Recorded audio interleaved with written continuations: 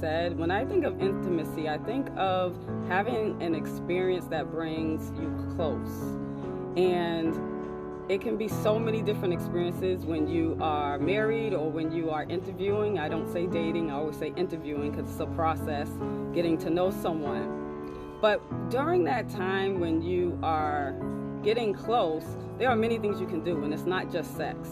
So most people, when they think intimacy, they think sex. And it's most of the time when you get close, it's not because of sex. We can think about plenty of people that we've met who had sexual intercourse, who did not feel like they were close to that person. So sex doesn't bring us closer. It's the experiences that we have that are deep, like holding hands, right? Means there's so many volumes to when someone holds your hand. It means like, I'm here for you, I got you, right? And that brings a closeness. Or kissing me on the forehead instead of my lips. It speaks more volumes because you can kiss a lot of people on their lips, but my forehead means like, you know, I'm here for you and you're dear to me. So just our going back to the love languages, like knowing the person and knowing how to make them feel like they are close to you. But I want to also say, like, conversations, having deep conversations is what really brings you close. Because I know I'm not by myself when you've heard people say, like, yeah, we hang out and we do things together, but I don't feel close because we haven't pulled off the layers to talk about deeper things. And when you don't do that, there's not going to be a closeness. Which is why someone said, I think it was Yvonne, you said that it could also be like with your girlfriend or your man friend, like people you hang out with that you're like, no, I could go into deep conversations with them. And you feel like, in a sense, you are intimate with them because they really know you. And there's nothing sexual about your relationship. They're just that's your crew, that's your people. But so when we think about intimacy, I hate that people go straight to sex. I'm like, you know how many people had sex with someone and that was it? Like, that's as far as they went. So there's so many layers to this. So I'm happy this is a topic that we're talking about today.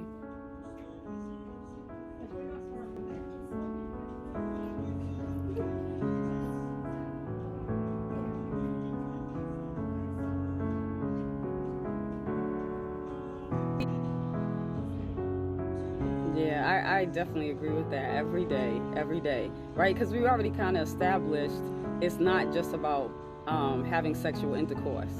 So now that we've established that, it's going to be a lot of other things that you can do to allow intimacy to be in your marriage.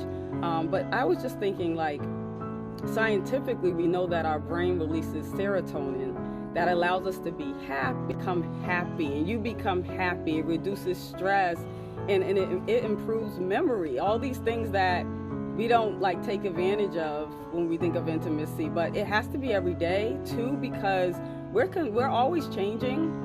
And I think if you take time not to talk, you're gonna miss out on some things that may be happening with your spouse, all because you weren't communicating, right?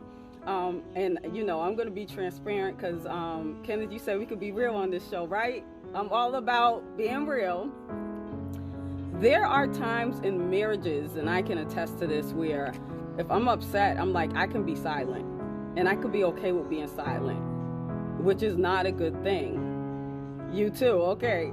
And yes, I mean, the thing is, like, what I appreciate is, like, when we talk about these things and can be transparent, because there are other people like us.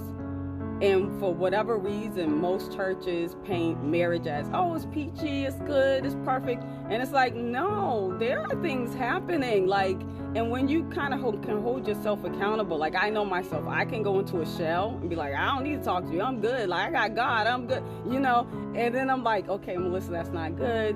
That's not how you should be in a marriage. Like, I literally am coaching myself. I'm saying what I tell other people, I got to tell myself. And then I have to practice that. But I say that to say, like, there have been times where I became, like, silent. And in that silence, I was doing a lot. I was changing a lot, and I was doing a lot. And then when we would talk, maybe after 2 days, he's like, oh, when did you start that? I'm like, oh, I started that 2 days ago. Oh, how come I didn't know? Oh, because we weren't talking.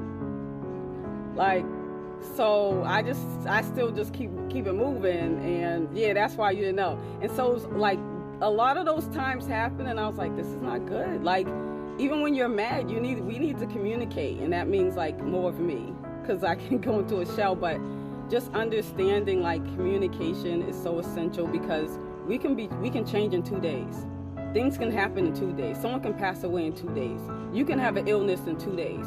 And if you're not communicating because you're upset, then that person can't really show their love language, because communication is what's going to bring on those other love languages that we know about. So I would say every day, daily, you have to.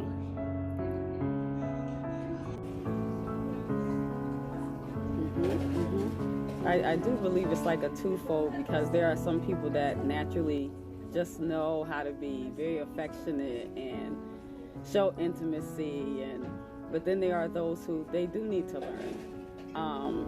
And I think part of the learning is learning that person. So what may work for one person may not work for another. So some of what we learned, we probably don't recognize that we have learned it, but our spouse kind of trained it or taught us what they like. And that's what makes us really know what they want. So some of it is unconsciously taught, right? And then some of it is just natural. And I know in my home, like I know the way your upbringing plays a big part. And I'll give this example. My parents never argued. And so for me, I just figured that's how it's supposed to work. You just never argue. I'm sure they argued. They just was smart about when they did it. And when I got married, I went to shock. Like, why are we arguing? This is not good. And then my mom's like, me and your father argue. What you talking about? And I was like, well, when did y'all argue? She's like, we decided to pick times and days where you all were not around, and we talked it out. And I remember saying to my mom, like, well, that kind of messed me up, because I grew up thinking, like, this is what a wife looks like, this is what she sounds like, and watching YouTube made me think, like, when me and my husband are arguing or having a disagreement, that wasn't normal. And so I think our upbringing plays a big part, and sometimes we don't even notice it until after we get married, that, oh, wow, that's where I got that from. Because trust and believe, I've seen other people argue, but it wasn't happening in my home. So I think that, yes, it's learned, but then also unconsciously learned, but then also some people are just naturally very affectionate and just know exactly what to do. And I personally think that, like, that's a gift. I think it's a gift that people have, that once they get married, they don't even have to think about what to do. Like, God just kind of put it in them and they don't got to think about it, because some people naturally do have that.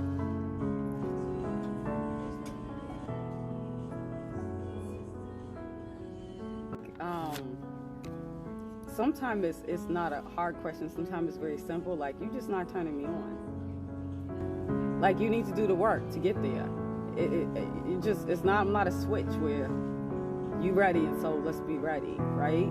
Like, it takes work. And I think that sometimes the struggle is you want to do this, but you haven't done the work to get there. So for example, we know that most men, not all men, but most men, when they're showing affection, their end goal is to have sexual intercourse. That's their end goal. And there's nothing wrong with that when you're married. Like, that's a great thing. But you got to do the work for the woman before you get there, because she can't just jump. She don't know how to just jump there. Our makeup is not.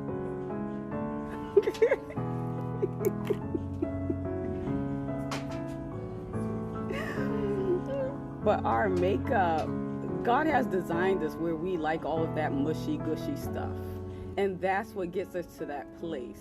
But if the work is not done, it's not going to work. It's not going to work. So I think that it's like recognizing that there's some work that needs to be done before getting there. That's why you have so many counselors that literally their sessions can be on sex for a whole hour. Because the wife is trying to break down, why I need you to do this, or take me out for a walk first, because it's not necessarily foreplay. sometimes it's as simple as we're taking a walk and then we got home and I'm with my baby and okay, now I'm ready because he heard what I had to say and he told me I look cute today, and right? So it's like doing the work. And when you're doing the work, even if it's someone who struggles, they're going to yield and give in. Because you did the work, you did the groundwork for them to be sensitive and vulnerable in that moment. With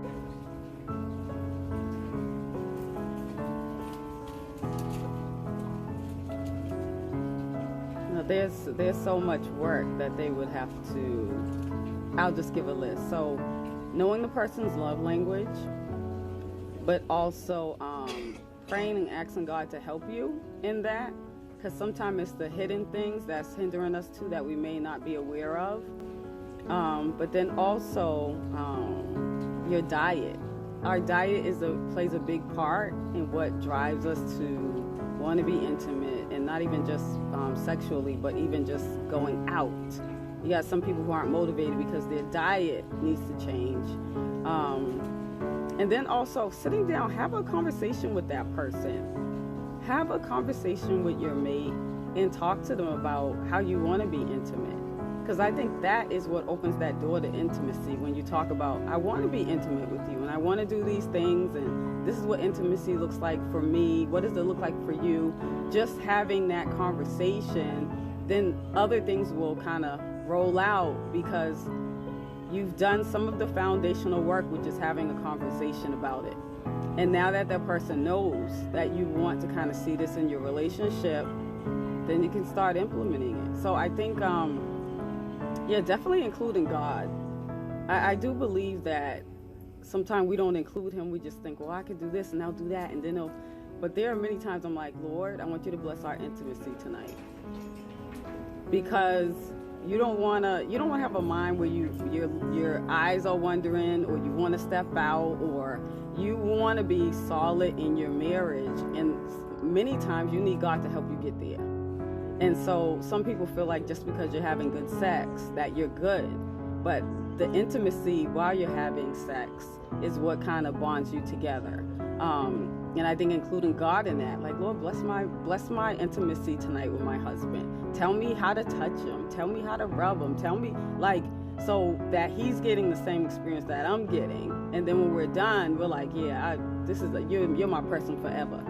Not just because we walk down the aisle, but because, like, everything, our sex, our kids, our careers match, our beliefs match. And so you want everything to kind of be in that same path where you feel like, there's some togetherness in that, and you can't see yourself being with anyone else because all of the connections that you have. So I would definitely say include God.